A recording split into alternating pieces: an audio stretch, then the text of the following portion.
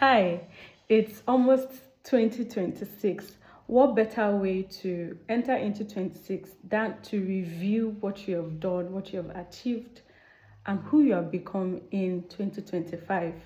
Before there's a lot of pressure for you to do, your vision board for 2026, I want to quickly share with you one way to deboard yourself from 2025.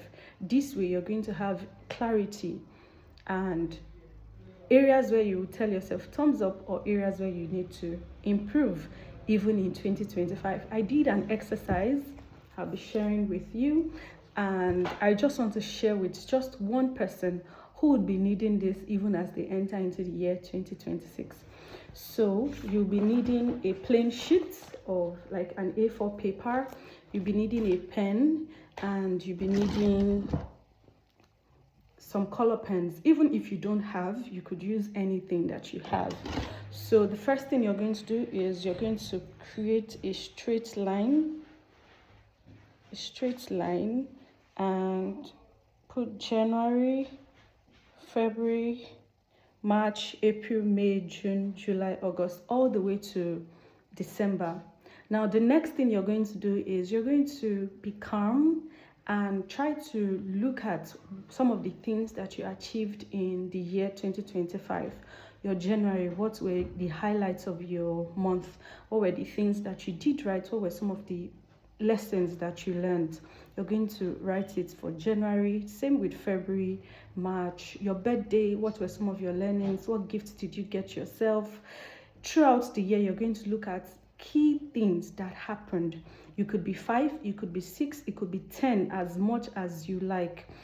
I have mine that I did here. So January, February, March.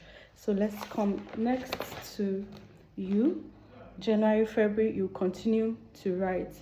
Now the last or next thing you're going to do is you try to remember the feeling when you look back at your January, when you look back at your February. What were the emotions that you felt?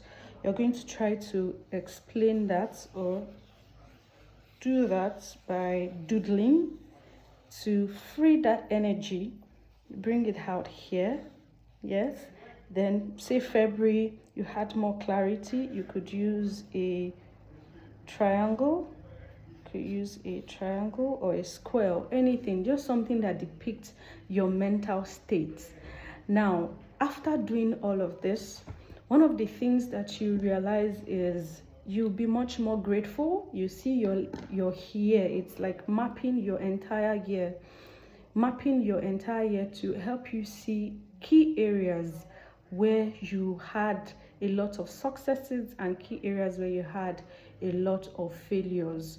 You can then deduce from that to say, okay, this month I had a lot of successes. What were some of the things that inspired that success? What were the things that I did right?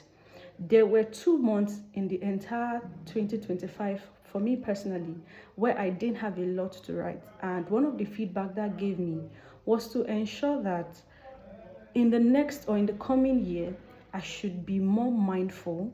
So same with you. You could, when you are able to map your year, you would not just see your successes, you see your failures, you also see areas where discipline and structure would better help you. Let me know if this helps you and if you want me to do another series on how to now plan your new year. Bye.